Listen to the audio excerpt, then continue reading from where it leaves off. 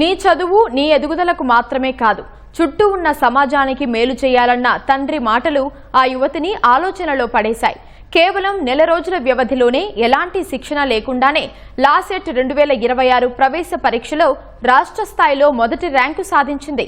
సాంకేతికత సాయంతో పరీక్షలకు సన్నద్ధమై మార్క్స్ టెస్టులు రాయడం ద్వారా ఈ విజయం సాధించారంటున్న గుంటూరు యువతి ముప్పా స్నేహతో ఈటీవీ ముఖాముఖి.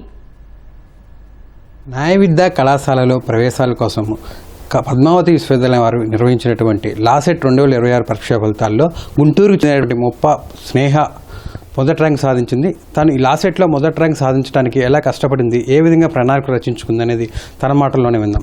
ఈ లాసెట్కి మీరు ఎలా ప్రిపేర్ అయ్యారు, ఆ వివరాలు చెప్పండి. యాక్చువల్గా నాది ఎంపీసీ స్ట్రీమ్ అండి, కానీ March 18th రీసెంట్గా ఐపీ ఎగ్జామ్స్ అయిపోయాయి సెకండ్ ఇయర్వి. తర్వాత ఇటు సైడ్ వద్దామని డిసైడ్ అయ్యి ఒక 10 days అసలు బుక్స్ ఏం చదవాలి, ఎలా ప్రిపేర్ అవ్వాలి, ఏ సబ్జెక్ట్స్ ఉంటాయి, ఎన్ని పార్ట్స్ ఉంటాయి, ఎగ్జామ్ డ్యూరేషన్ ఏంటి, ఇవన్నీ తెలుసుకొని రీసెర్చ్ చేసి తర్వాత April 1st, 2nd అలా చదవటం స్టార్ట్ చేశాను. 1 month అలా ఫుల్ ప్లానింగ్తో చదివి ఎగ్జామ్ రాశాను. మీరు ఎంపీసీ చదివారంటున్నారు, ఇంటర్మీడియట్. ఇది మీకు పూర్తిగా భిన్నమైన సబ్జెక్టులు. అసలు ఇటువైపు రావాలని ఎందుకు ఆలోచన వచ్చింది, ఎలా అడుగులు పడ్డాయి? చిన్నప్పటి నుండి నాకు ఈ సోషల్ స్టడీస్ సైడ్ చాలా ఇంట్రెస్ట్ అండి.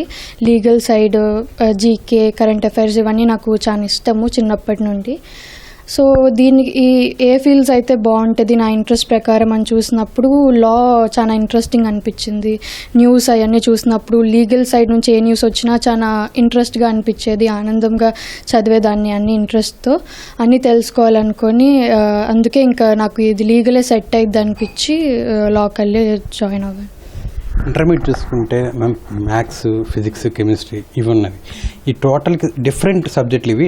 1 month మాత్రం సమయం ఉంది, మీకు ఎక్కువ టైం లేదు. బోర్డు ఎగ్జామ్స్ రాసిన తర్వాత ఈ పోటీ పరీక్షలకి ఈ 1 monthని ఎలా సద్వినియోగం చేసుకున్నారు, ఎలా కష్టపడ్డారు? మా ఫాదర్ చాలా సపోర్ట్ చేశారండి. మా పేరెంట్స్ అందరూ బాగా సపోర్ట్ చేసి నాకు ఏం బుక్స్ ఏం కావాలి, స్టడీ మెటీరియల్స్ ఇవన్నీ వాళ్ళు బాగా రీసెర్చ్ చేసి ఆన్లైన్ ద్వారా తెప్పించారు. వాటిని నేను సరిగ్గా ప్లాన్ చేసుకొని టైం ప్రకారం చదవటం స్టార్ట్ చేశాను. ఇందులో ఏఐని ఎక్కువ యూజ్ చేశానండి. చాట్‌జిపిటిలో ప్రాంప్ట్ ఇచ్చి క్వశ్చన్స్ తయారు చేసి నాకు ఇవ్వు అని చెప్పి ప్రాంప్ట్ ఇచ్చి దానిలో ఎక్కువ ఈ క్వశ్చన్స్ చాలా ఎక్కువ ప్రాక్టీస్ చేశాను. చాట్‌జిపిటి ద్వారా చాలా హెల్ప్ అయింది నాకు. ప్రిపేర్ అయ్యేటప్పుడు పరీక్షలకి అంటే ఒక లక్ష్యం పెట్టుకున్నారు, నాకు ఇంత ర్యాంకు రావాలని కానీ, లేదా నాకు ఇంత లోపు ర్యాంక్ వస్తే నేను మంచి లా కాలేజీలో చదవచ్చని ఒక లక్ష్యం పెట్టుకొని ప్రిపేర్ అయ్యారా, లేకపోతే ఒక సబ్జెక్టు దృష్టిలో పెట్టుకొని లేదా ఈ ప్రణాళిక ప్రకారం ముందుకెళ్ళారా?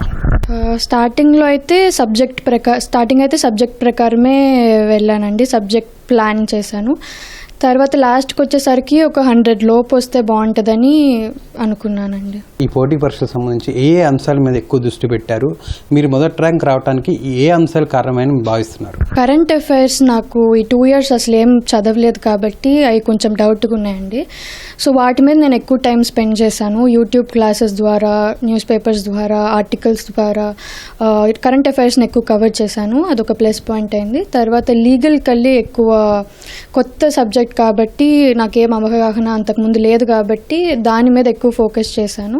మీ మిత్రులు చూస్తే అందరూ కూడా ఎంసెట్, నీట్ లేదా ఇంజనీరింగ్ ఈ ఎగ్జామ్స్ రాస్తున్నారు, మీరు లాసెట్ రాస్తున్నారు. ఏ రోజన్నా అంటే అసలు నేనేం నీట్ వచ్చాను, లేదా ఈ ఎగ్జామ్ ప్రిపేర్ అవుతున్నాను, సక్సెస్ అవుతానా లేదా అనే సందేహాలు ఏమైనా వచ్చాయా? వచ్చినప్పుడు వాటిని ఎలా ఓవర్కమ్ చేశారు? ఇది నా గోల్, వాళ్ళ గోల్స్ అవి, ఇది నా గోల్ కాబట్టి నా గోల్కి నేను చూసుకోవాలని చెప్పి చిన్నప్పటి నుంచి అదే దాని మీద ఉన్నానండి. మీ భవిష్యత్తు లక్ష్యం ఏంటి, ఏం కావాలనుకుంటున్నారు భవిష్యత్తులో? మెయిన్ ఏమైతే సొసైటీకి నా వంతు ఎంత చేయగలనో అంత చేయాలన్నదే నా మెయిన్ గోల్ అండి. దానికి ఏమేం జాబ్స్ ఉన్నాయో వాటిని అన్నిటినీ ఒకసారి అనాలిసిస్ చేసి నాకేది సెట్ అయిద్దో, నా క్యాపబిలిటీస్కి, నా వాటికి ఎంత సెట్ అయిద్దో దాని ప్రకారం జాయిన్ అవుదాం అనుకుంటున్నానండి. రోజుకి ఎన్ని గంటలు కష్టపడ్డారు, ఎలాంటి ప్రణాళికతో ముందుకెళ్ళారు? ఇంకా నాకున్న రిసోర్సెస్ని నేను 6-7 yearsలో బాగా ప్లాన్ చేసుకుని చదివాను. చక్కటి ప్రణాళికతో ముందుకు సాగితే లక్ష్యం సాధించవచ్చు అని చెప్పి ముప్పా స్నేహ చెప్తున్నారు. అందరూ కూడా ఈ సామాజిక మాధ్యమాలు కావచ్చు, ఏ కావచ్చు, అన్నింటినీ సద్వినియోగం చేసుకుంటే చక్కటి ఫలితాలు వస్తాయని చెప్పి కూడా తను చెప్తున్నారు. కెమెరామెన్ కేశవ్తో వీరాంజనేయులు, ఈటీవీ న్యూస్, గుంటూరు.